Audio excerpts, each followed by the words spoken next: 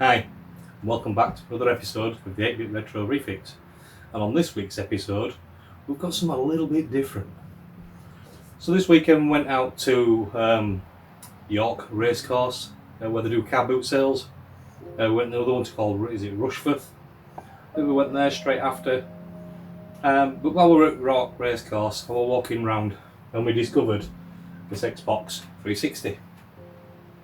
Now it is the non-HDMI model, so it is a Xenon board that's in there. I was talking to the guy at the Carboot and he said it's faulty, it doesn't work, I think it's got the red ring of death. Make me a bid on it. So I made a bid on it of £2. £2! So £2 for an Xbox 360 with 20 gig hard drive on the top. It's not a great deal, but we can change that later anyway. So I wanted to do this video today of taking a look at this Xbox and see what was faulty with it. So when I brought it home, I plugged it straight in and it fired straight up, no problems at all. So the only thing I can think of that is tried switching it on without the AV cabling, which would give you 4 lights of red around the centre, which made him think it was red ring of death. These Xenon boards, they are very, very prone anyway to the red ring of death. Anyway, so I plugged the AV cable in and it booted up for fine and dandy. At the time then, when I was downstairs and I tested it and it started up, I could have just seen the lights coming on, so that was great. So I then brought it up into my little station where I do all my repairs, plugged it into my television, and when I fired it up, it had an old dashboard on it. You seen it? It's got the old dashboard, the old slider, whoosh whoosh, dashboard. So I flicked across and had a look to see what dashboard version was on this console, and lo and behold, it was a 6717 version dashboard.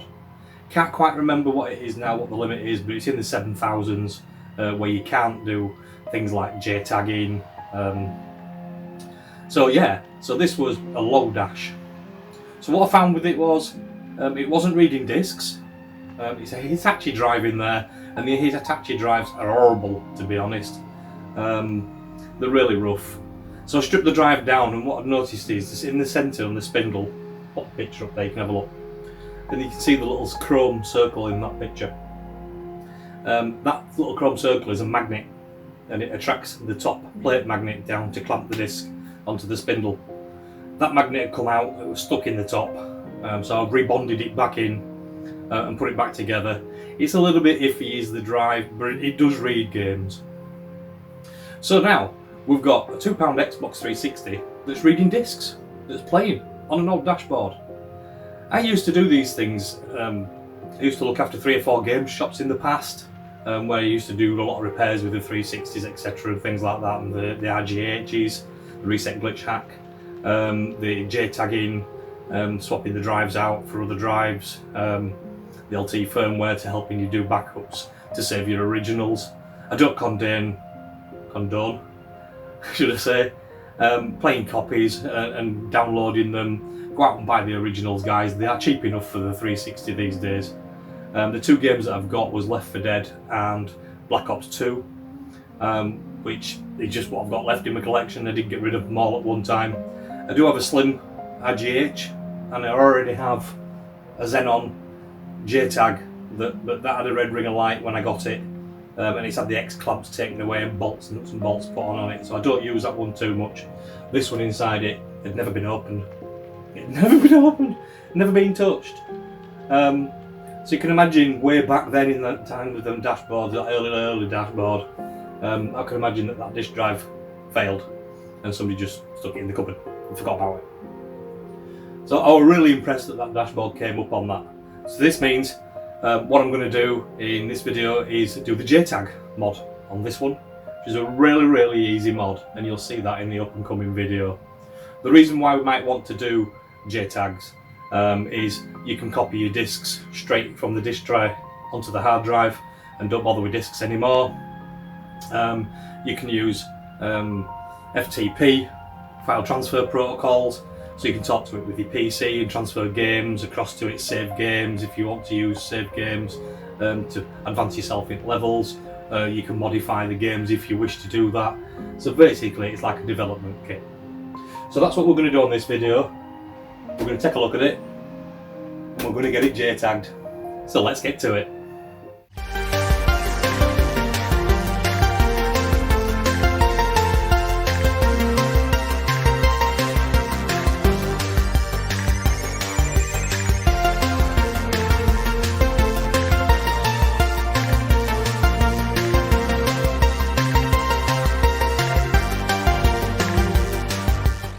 Right, so here we are. I've pulled the Xenon board out of that Xbox 360.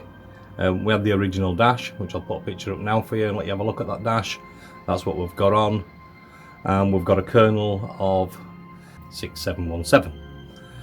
So I've installed the NAND wires, as you can see here. So we've got the NAND X written in there, soldered to the board. I'll put a picture up now so you can have a look at them points where you solder them wires to. What we're going to do next is dump the two NANDs, which I've already written, and dump the two NANDs just to make sure. I'll pan you up to the screen and let you have a look at that process in a minute. What we've got after that is just down here. We have a jumper wire to put in and two diodes to run down to these bottom 2 points down here, which I will put a picture up now and let you have a look at that. But what we need to do first is get us two original dumps from the NAND, which you need to make sure that they are two clean dumps. It shows you on the software when it dumps them. It takes a little bit of time, that's why I've already dumped them and I've stopped at that process so we can proceed for the video. But when I show you the software, you'll see at the bottom where it says comparing NANDs. NANDs are the same. That is a must. I will repeat it over and over and over again. You must have two identical dumps of that NAND first. If you don't get two identical NAND dumps, then you need to be going back and making sure that all your soldering is correct for the NAND X. That is the only reason why you won't get two same NANDs, is if that wiring is not wired and soldered correctly. Okay, so we're going to move over now. I'm going to move you over to my PC so you can see what's going on the screen. So, okay, here we are. As you can see at the top here, we've got source and we've got load extra. So what I did is when I plugged it in, it comes up. Yeah, okay, it's saying flash not found. That was a dodgy NAND X that I had. I've got about 3 of these. One of them's faulty. I couldn't work out which one it was, which I now know. So I've changed the NAND here, and it says there, look, Xenon Zephyr 16 megabyte. We've got a CB of 1903, which is good. If we look over the side here,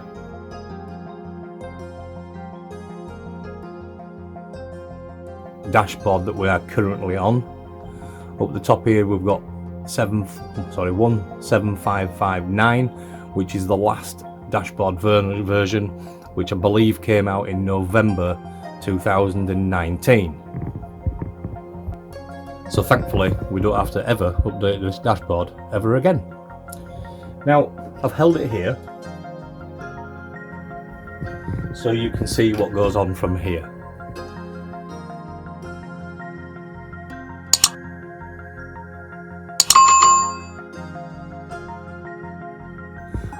We've got the two same NANDs, which is fantastic.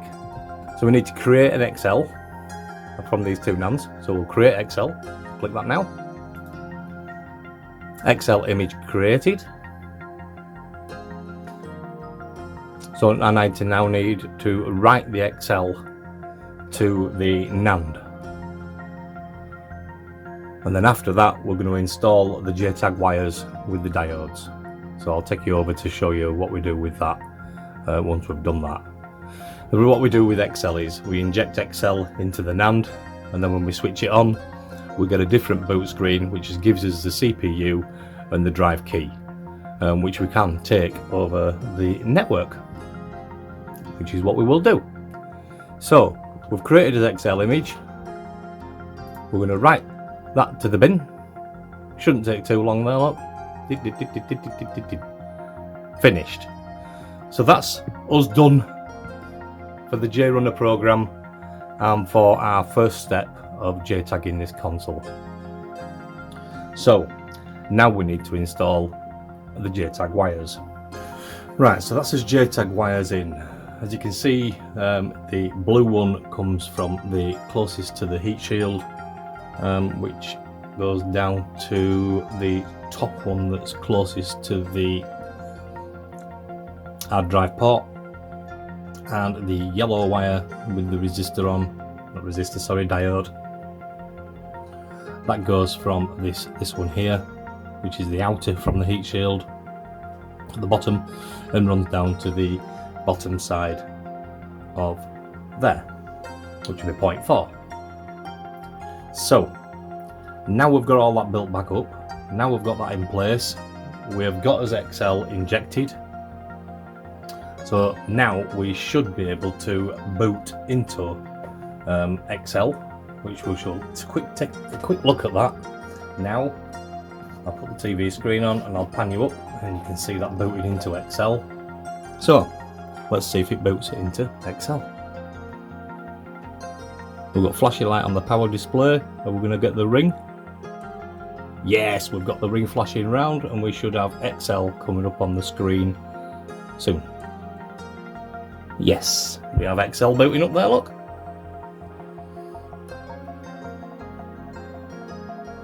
So you can see there we've got a CPU and we've got his DVD drive key. So while we're on that screen there, back over to the PC, and now we should be able to get CPU key.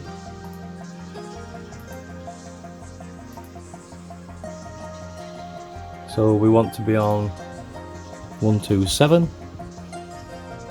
which is what our network config is for the Xbox. So if we get the CPU key, that's pulled the CPU key down now, look, I didn't even have to do anything. It's telling us that we've got an Attache drive in there, look. We've got a serial number, everything's up there, Xenon, working folder, manufacturer's date there, look. 22nd of September 06. So now we're here, we've got all that, so we can switch this Xbox back off again, and we can pull this NAND reader back in. That's his NAND reader plugged back in again. So we should be able to go now, make sure we're on correct kernel, look, 17559, Jtag, ignore all this because we're not doing audio clamp or the Jtag, so we can ignore that. So that should be that. So now if I go create X build, you'll be put it there. This is a bit confusing, this. I saw this on a video the other night. SMC bin found. Delete it. Unless you put it. Delete it. Question mark. Do you want to delete it? Unless you put it there, delete it. So I didn't put that SMB bin there. Let's try no. Right, so that should have dumped us now, and we've got us update.flash bin there, look. Yep. Show working folder. This is everything in here now. We've got a checksum, we've got a CPU key up there. We've got fuses sets to tell us all that lot, and a CPU, the DVD drive key, etc. and that thing's there, look. There's his key vault information. And there's his NAND dumps. And that's his log file for his update.flash. So, if I now close that up, if you notice up with the source up here now, look, it's changed to up the flash.bin. So that means it's created as Xell. That's now in that position now.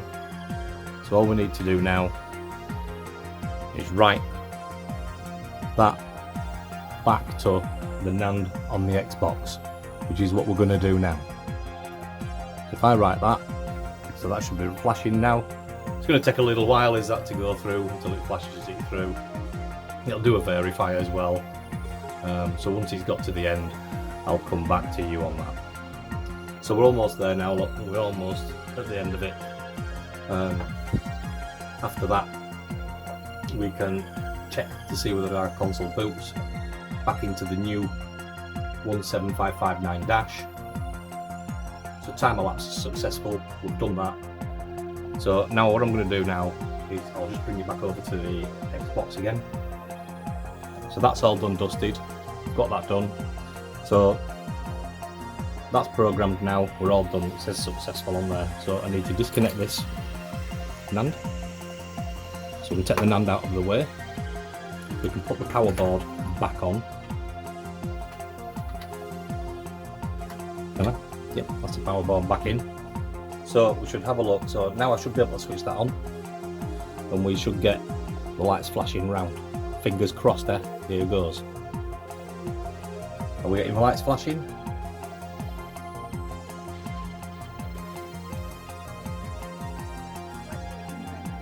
Yes, we get boot. So we've got us boot up now, look.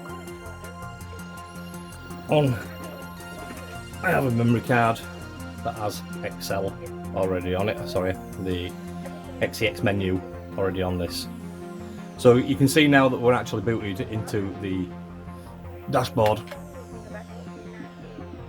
if we go across and we'll have a look in the system settings, we should find that the console is now on 17559. As you can see up there, we're on 17559. So we're on the latest dashboard.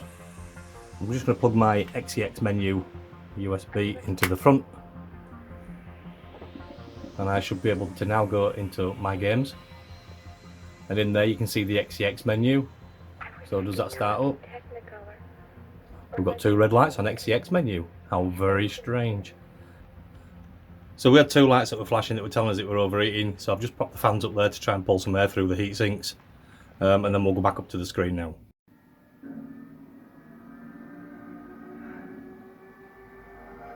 You can hear the fans taking off. I'm going to put new thermal grease on them heat sinks. It's only because we haven't got it sat in there and it getting channelled through. So if I go back to my games, back into the XEX menu, and that should start up. And there's your XEX menu. There's nothing on the XEX menu yet. So as you can see, it's running in dev at the moment. And that's our Xenon Jtagged. So all I'm going to do now is just take it all apart, take the NAND reader wires back off, and replace the heat sinks and put it back into the case. And I'll come back to you once I've done that. So that's his 360 Jtag, a £2 Carboot Jtag that's only cost us a couple of diodes and a little bit of time. So I'm just going to pan you up to the screen now and let you have a look at different bits and pieces that I've put on it and explain what I did. So via FTP, because the drive's not very clever, I transferred a couple of apps over which can be used through the XEX menu. I've put Left 4 Dead games in, these two. There is nothing in the drive at the moment. I'll pan you down and pan you back to look at that. So there's a 360. There's nothing in there, look. There's only the hard drive on. Go back up to the screen.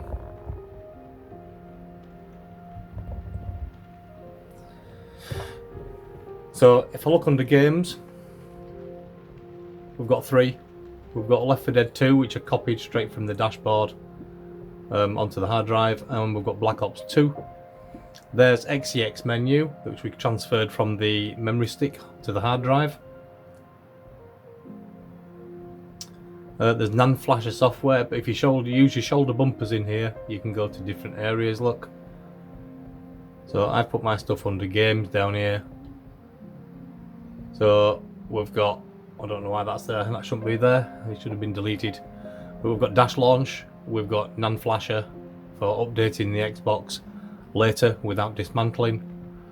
And we've got dash launch, which we can go into.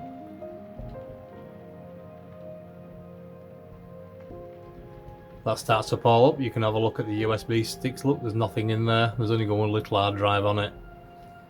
No memory sticks. And the flash size is down there. And I'm just showing you that it's running basically. Let's change that again. Look, we can go to launch. Use this to launch a container of XEX, which is pretty much like an exe file on a PC, just the launch file. We can have a look at the system information, which gives me the DVD key up there, the CPU key, serial number, tells me if the FTP is running or not. You can adjust the fan speeds at the bottom, the GPU fan temperature. If you want to lower it, so fans will run faster. If you want to fire them all up so it's running constantly at full speed, you can do if you wish. You've got override settings, and then you're saving on the configs. And you can install it into it from there. So if I quit that, it should take us back to the dash again. So you saw that the window disk's in there. All I've done is just use the standard thing, you know, where the open tray is here. When you put a game in, it starts up with the name. You can press X to install, which is standard anyway. The only difference is that once you've done it, you don't need the disk in anymore, so you can preserve your copies. You don't have to keep getting your originals out all the time. You can load them all up onto a big hard drive, just pick them off and play your games that way.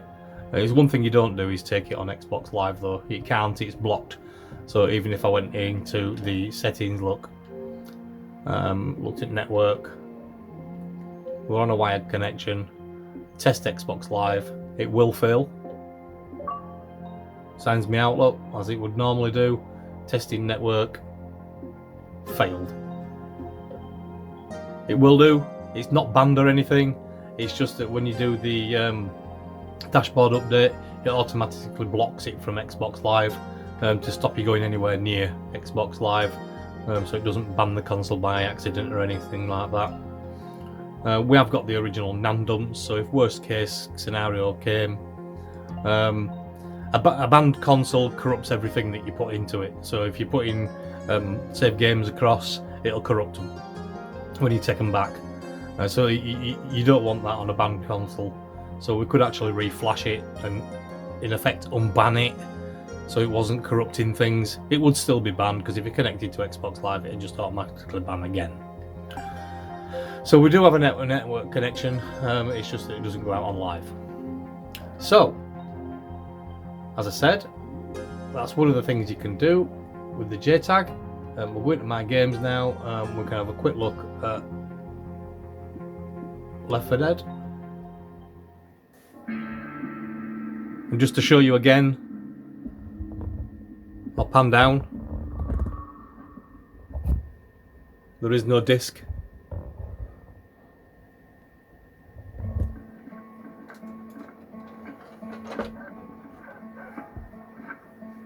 Good old Left 4 Dead. I used to enjoy playing this game. It's been a long time. So I don't want to play these games really, I just wanted to show you that there was up and running. So if you wanted to come out of that, you do your normal, press your Xbox button, go home, quit out of that game. Takes us back to his main games again. Go and pick yourself a different one, this time we'll have Black Ops.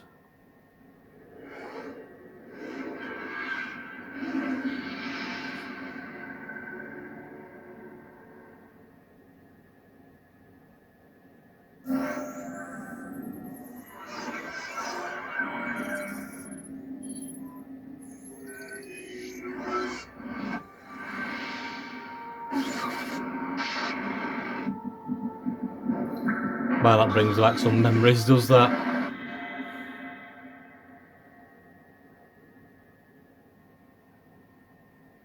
My father, Alex Mason, gave up everything he had. He abandoned me so he could defend his country from people like me. So you can see it's all up and running.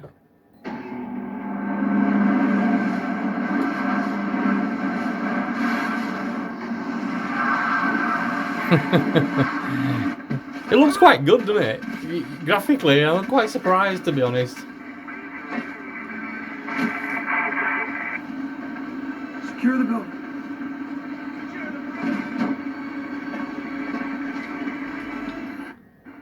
skip it. They found where I was being held prisoner with a spy satellite. One of them. Nope, can't skip it.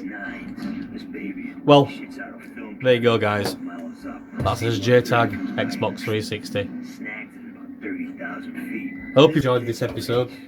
This film had to be processed. And I hope you've learnt a little bit from it. I will put a link in the bottom in the description so you guys can go and have a look at the tutorials on how to do this and where to get the stuff from to do it. The resistors are only a diode, which I'll put that in the description again, the type of diode that you need. No! I need help over here! Hold on! So there you go, guys. Nice little clean one. You didn't see it in the video, I did mention it. I did take the heat sinks off and breathe thermal paste on the back of them. Just as a matter of precaution, to be honest. But to be fair, the paste that's normally on them, it goes hard and brittle and clumpy and just breaks off and falls away. That was still good, to be honest. I think it's a 2005 console, 2006, September 2006. So we're almost in September, guys, and that's 2006. So this thing's 16 years old. So, and that thermal paste was good. So we changed the thermal paste. We Jtag modded it. You don't need to do anything with the disk drive. Once it's Jtag, it ignores all that anyway. To get that up and running. So yeah. So what did you think of that? If you enjoyed this episode, something a little bit different, away from the norm to what I normally do. If you have enjoyed this episode, please hit the subscribe, the thumbs up button, and the notification bell, and that'll tell you for all up and coming videos. So that's it for this week. Next week, or the next couple of weeks, we've got the SX64 build coming, and we've got a couple of other things, an Atari ST to repair, and there's a few other bits and pieces. So, once again, thanks for watching another episode of the 8-Bit Retro Refix, and we'll see you on the next one. Bye!